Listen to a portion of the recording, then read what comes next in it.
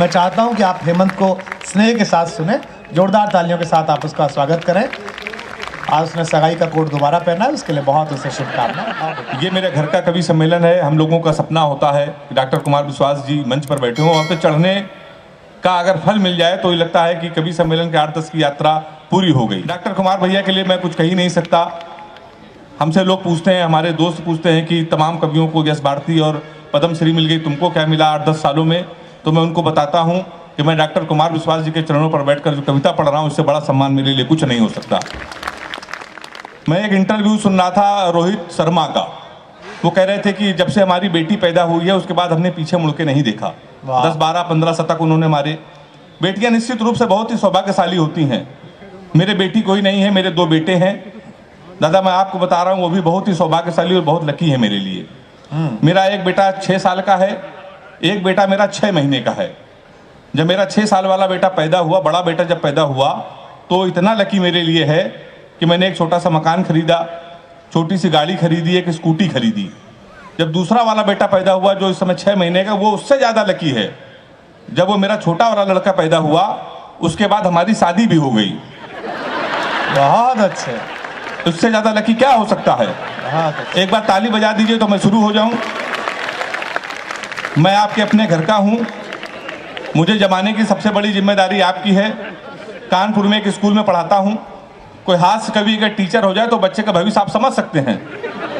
हमने अपने स्कूल के एक बच्चे से पूछ लिया, हमने कहा बेटा ये बताओ 1 किलो रुई और 1 किलो लोहा, दोनों में भारी क्या होगा? उसने कहा मास्टर साहब लोहा भारी होगा। मैंने कहा बेवकूफ, मैं जो तुमसे कह रहा हूँ कि 1 किलो रुई 1 किलो लोहा, जब दोनों 1 किलो है, रुई भी 1 किलो है, लोहा भी 1 किलो, तो लोहा कैसे भारी होगा? इसका जवाब सुनिएगा। उसने कहा मास्टर साहब आप हमको 1 किलो रुई फेंक के मारिए। हम आपको 1 किलो लोहा फेंक के मारते हैं। तालियां अभी भी कमजोर है आपकी। बहुत अच्छे। तो आप जान जाएंगे क्या भारी होगा। हमने दूसरा क्वेश्चन पूछा। हमने कहा हिंदुस्तान में सबसे तेज उड़ने वाले पंछी का क्या नाम है? उसने जवाब दिया हाथी। हमने खड़े हो जाओ तुम्हारे बाप क्या करते हैं? उसने कहा दाऊद के गिरोह में शूटर हैं। हमने कहा बैठ जाओ, हाथी सही जवाब। बहुत अच्छे। तो मास्टर भी बड़े होशियार होते हैं आजकल के। मैं आपको बता दूं, हमारे प्रधानमंत्री जी ने पूरे हिंदुस्तान में सफाई अभियान छेड़ रखा है। सफाई अभियान की शुरुआत हमारे कानपुर में भी हुई। हमारे एक विधायक जी ने एक वृक्ष लगाया, पौधा, उसको आधे घंटे बाद बकरे ने खा लिया। शाम को विधायक जी ने उस बकरे को खा लिया। तो मैं उसी कानपुर का हूं साहब। दादा कुमार विश्वास जी हमसे पूछ रहे थे कि यार ये वीर रस के कवि इस कवि सम्मेलन में क्यों नहीं है? तो मैंने दादा को बताया जब इतने वीर लोग खुद ही भारत में हैं और सबसे ज्यादा वीर लोग तो कानपुर में हैं, तो क्या जरूरत है वीर रस के कवियों को बुलाने की? आपको सच्ची घटना बता रहा हूँ। 1 महीने पहले कानपुर के एक हमारे व्यक्ति विजयनगर में रहते हैं, यादव जी, वो हमारे पास आ गए। कहने लगे हम जा रहे हैं डिस्कवरी चैनल। हमने कहा वहाँ क्या करोगे? कहने लगे हमको शेर से मुलाकात करनी है। जब मोदी जी शेर से बात कर सकते हैं, शेर के कान में बात कर सकते हैं, उनकी फोटो वायरल हो सकती है, तो मैं तो कानपुर का हूं, तो क्या मैं नहीं जा सकता? तो हमने उनका भाई साहब आप क्यों जाओगे, आप नहीं जा सकते हो? कहने लगे नहीं हमको जाना है, पूरी क्वार्टर हमारी जेब में पड़ी है। हमको टोकने की जरूरत मत करो। और आपको सच्ची बात बता रहा हूं कि वो व्यक्ति, वो यादव जी डिस्कवरी चैनल गए और उन्होंने फोटो 2 दिन बाद डाली, शेर के कान में वो बात कर रहे थे। सही बता रहा हूँ, बिल्कुल सच्ची घटना। 15 मार्च को उनकी याद में कवि सम्मेलन है। कुमार भैया संचालन। ताली अभी भी कमजोर है आपकी। तो इतने वीर लोग हैं कानपुर में। अभी हमारे कश्मीर मुद्दे की बात चल रही थी, तो ट्रंप ने कहा इसमें मध्यस्थता करेंगे। तो हमने कहा हमारे मोदी जी इस काम के लिए हैं, तो आपको क्या जरूरत है? आप क्यों मध्यस्थता करोगे कश्मीर के लिए? मैंने 8 पंक्तियां लिखी, मजा आ जाए तो तालियों का महोत्सव देकर मुझे शुरू कर देना। हमने कहा ट्रंप ज्यादा बोलोगे तुम्हारी दस्तार चली जाएगी, सर की पगड़ी। हमने कहा ट्रंप ज्यादा बोलोगे तुम्हारी दस्तार चली जाएगी, गोली चली इधर तो उस पार चली जाएगी। हमारे घर के मसले में तुम अम्मा ना बनो, अमित शाह को भेजेंगे तुम्हारी सरकार चली जाएगी। अमित शाह को भेजेंगे तुम्हारी सरकार चली जाएगी। ये स्थिति आपको प्रणाम करता हूं। इससे अच्छा आप लोग मुझे क्या सुनोगे? 10, 15, 20 मिनट आपके बीच में रहूंगा। मुमताज जी आएंगी, वो श्रृंगार की बातें करेंगी, प्यार मोहब्बत की बातें। मैंने आज तक श्रृंगार के विषय में कुछ नहीं लिखा। हाँ। प्यार मोहब्बत के विषय में मैंने आज तक तो छोड़िए लड़की को नहीं देखा। 4 पंक्तियां लिखी, मैं प्यार मोहब्बत से क्यों दूर रहता हूँ। अच्छा। कि एक फूल, और चौथी पंक्तियों में मुझे तालियों का आशीर्वाद दीजिएगा कि एक फूल तुझे देने के लिए सस्ते में ले लिया। हाँ। एक फूल तुझे देने के लिए सस्ते में ले लिया, देखे ना कोई इसलिए बस्ते में ले लिया। फूल तुझे देने को निकले थे जाने मन, पर बजरंग दल वालों ने उसे रस्ते में ले लिया। तो मैं बहुत रोता हूँ साहब। बहुत अच्छा। सही बता रहा हूँ आपको, ब्रिगेडियर सर बैठे हैं, बिल्कुल मैं सही बता रहा हूँ। मैंने आज तक प्यार मोहब्बत कभी नहीं किया। हाँ। अच्छा, प्यार मोहब्बत छोड़िए, हमने किसी लड़की का आज तक गौर से देखा तक नहीं। अच्छा। लड़कियों की बीमारी होती है, बीमारी सही हो तो नौजवान हाथ उठा के मेरा समर्थन करना। लड़कियों की बीमारी होती है, किसी लड़की का आप गौर से देख लो तो कहेंगी देखो कैसे कुत्ते की तरह देख रहा है, ना देखो तो कहेंगी कुत्ता देख भी नहीं रहा है। तो मैं साहब बहुत दूर रहता हूँ प्यार मोहब्बत से।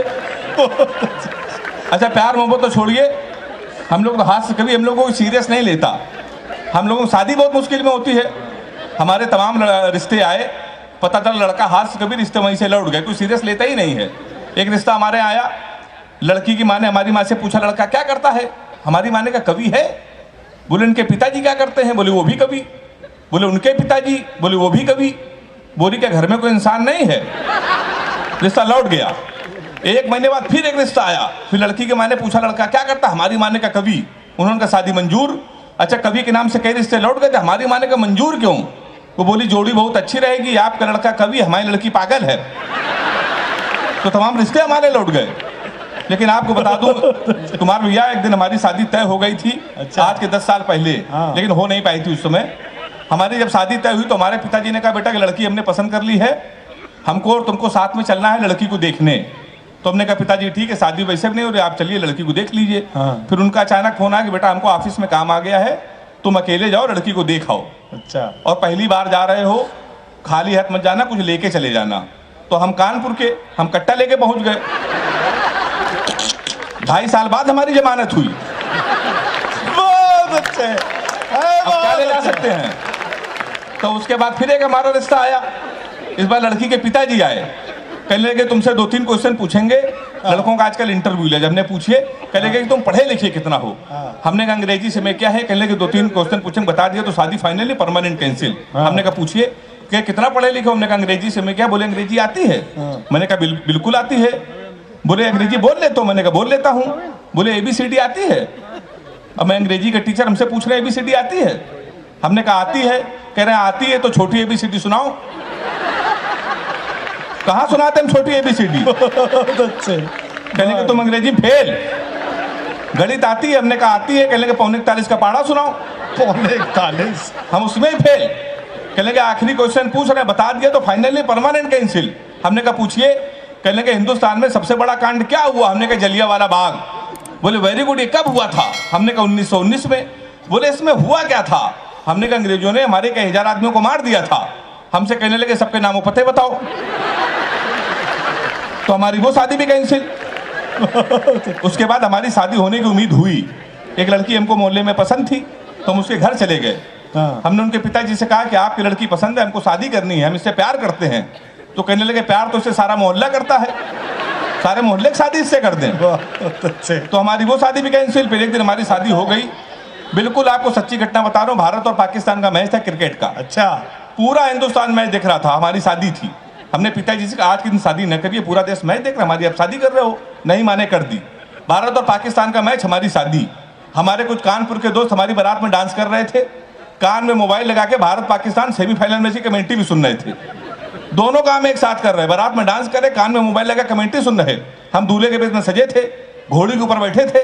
जैसे बारात घर पहुंचने वाले थे, एक लड़का घूम के हमारी तरफ चिल्लाया, बोला छक्का। हम डर गए भाई साहब। हमने कहा कहां छक्का। कहने लगा विराट कोहली ने मारा है। तो हमने कहा कोहली ने मारा तो हमारी तरफ क्यों देख रहे हो। शादी के पहले दिन छक्का कह रहा और देख के हमको। हमने कहा अब की मारे तो हमारी तरफ ना देखना। पता चला 2 मिनट में इंडिया मैच जीत गई। किसी ने खुशी के मारे घोड़ी के नीचे सुतली बम रख दिया। बम फटा तो घोड़ी भागने लगी, हम भी भागने लगे। हमने चलती घोड़ी से पिताजी को फोन मिलाया। हमसे बोले कहाँ बेटा। हमने कहा पिताजी हम भाग रहे हैं। बोले किसके साथ। ताली तो आप लोग ऐसे बजा रहे इसमें बारात आए थे। हमने कहा घोड़ी के साथ, बोले बे शर्म नहीं आती, भागना तो किसी लड़की के साथ भाग जाते। हमने कहा पिताजी वो बहक गई थी, कहने लगे आज घोड़ी बहकी है, कल को गधी बह गई तो उसके साथ भाग जाओगे। उन्होंने मोबाइल बंद कर लिया। एक हफ्ते लगातार हम भागते रहे। एक हफ्ते में जब हमको होश आया तो हमने अपने आप को जंगल में पाया। वहाँ 4-5 आदमी खड़े थे। हमने कहा कानपुर का पता बता दो ना, बीबी को विदा कराना है। तो उन्होंने कहा देखो ऐसा है, हमारे यहाँ रामलीला का पाठ चल रहा है, ये राम है ये लक्ष्मण है, सूप नखा का रोल जिसे करना था नहीं आया, तुम सूप नखा का रोल कर लो।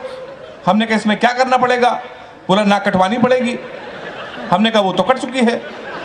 हमने उनकी बात मान ली, रात भर सूप नखा का रोल किया। सुबह 4 बजे हमारी आंख खुली, हमारे असली कपड़े गायब, वहाँ के आदमी गायब, सूप नखा के ड्रेस में पैदल पैदल हम अपने घर पे। हमारे पिताजी छज्जे के ऊपर खड़े थे। हमने कहा पिताजी पहचाना? उन्होंने हमारी माँ से कहा इसको कटोरा आटा दे दो। हमारे पिताजी नहीं पहचान पाए। हमने कहा आपके पुत्र हैं? बोले बेवकूफ मत बोलो, हमारे 2 ही पुत्र हैं, एक इंजीनियर एक नाक कटवा के घोड़ी के साथ भाग गया है।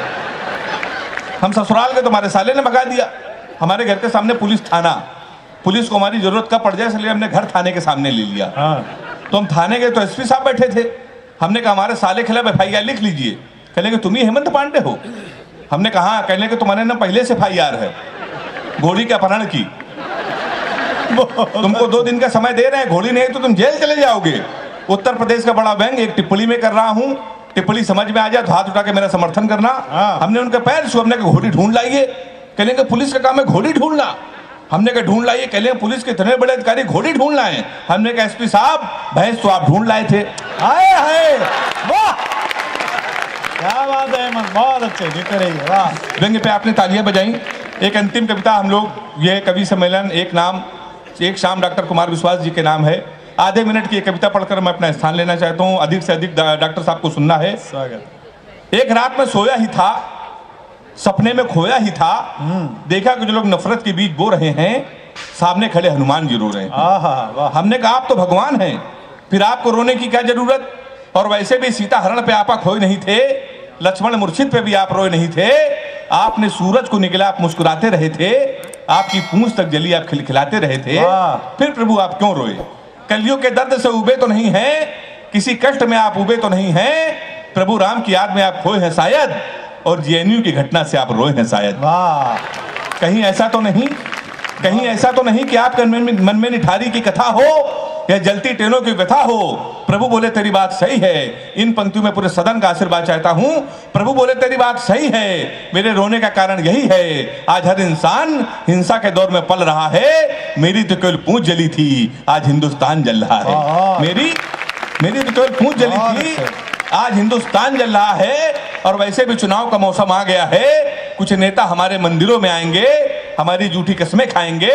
डरता हूं देश आतंकवाद महंगाई लाचारी में ना खो जाए, मंदिर मस्जिद के नाम पे कि दंगा ना हो जाए।